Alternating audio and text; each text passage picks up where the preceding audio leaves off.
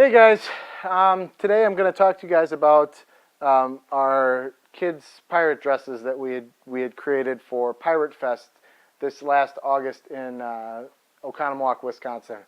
We were fortunate enough to be asked by Moonlit Movies, which is a nonprofit organization within our community, if we would provide some costuming for Piratefest.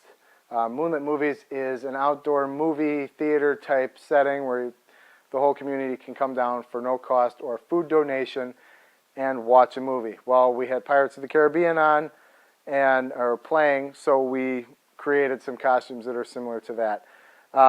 These are two of them. My 5-year-old and 9-year-old, Michaela and Sydney, wore these.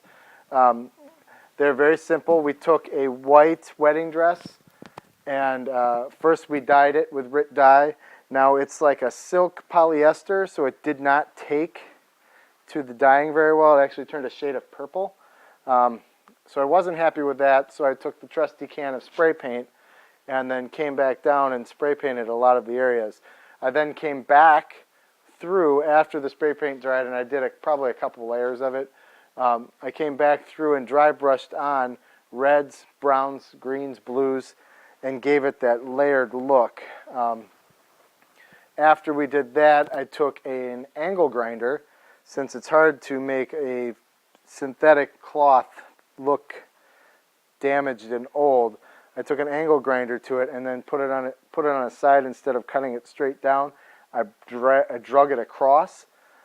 It ended up tattering it pretty good.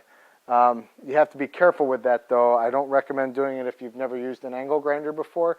But it worked really well for tattering. I mean, it's all an angle grinder. There is no scissors involved. I don't like to use scissors just because you get a straight cut. It looks like there's a hole being made. So a rasp is a good thing to use that we use. The other thing that I use is an angle grinder. A palm sander works really well, but that works more like on a cotton. But that's after we did that. We then went over it with more dry brushing. And then for this one, because it was bigger on Sydney, and it actually turned out really well, we made a corset type look in the front with just some grommets and some shoelace. And basically all I did was I pinched these two together where the two lines come down. I pinched them together like this and just folded them in. And then put the grommets on each side and laced it up. And it actually looks really good. So after we did that, we had to accessorize. Went to the local thrift store, found a bunch of women's belts, and went through that. We put this one across the front. There's another one here. This one has the same. I haven't done it yet. And then we made some little pockets that go along the side like this. You can see it, this one right here. This one wraps around like this. This is just cloth sewn, turned inside out to make a belt. Some of the ones we distressed, I think it might be in here. Yeah, this one is distressed. We took it, dry brushed it, and then ratted the ends, so you get that look. It looks different than this one. So that's another thing you can do is and this is cotton, but this we use the angle grinder on too. Angle grinder is awesome.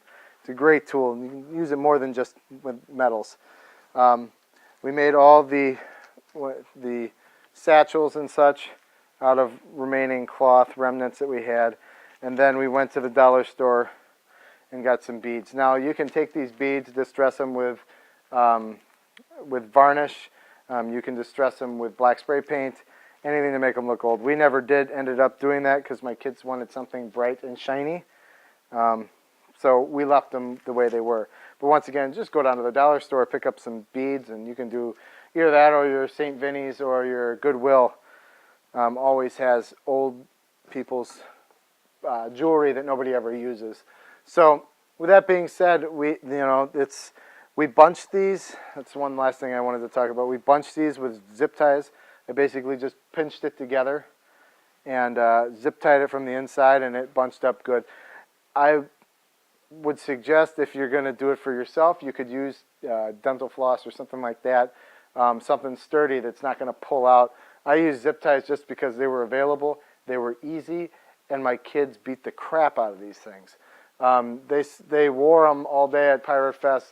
They were running around, playing on the ground, and none of the pleats came out. So that's the one thing. And there is no rhyme or reason to any of this stuff.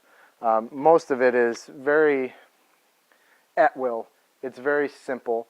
You don't need to, have a set layout. I basically never measure. I never, try and lay anything out. It's just all off of what is in my head and how I want to do it. So with that being said, it's very simple to do. If you guys have any questions on distressing or anything like that, you can email me at spookmaster@halloweenroom.com. You can also find me on Facebook. We have a Facebook Halloween Room page. You can find us there. You can leave a message in the comments below if you want. Anything you want, anything you have as far as distressing costumes, we urge you guys to ask questions because, without your questions and your feedback, we can't keep making more videos that hold your interest. So with that being said, if you guys have any questions on distressing pirate costumes or anything else you have an idea on, please let us know. We might have done it already and we can do a video on it. So let me know. Thanks for watching, and we'll see you next time.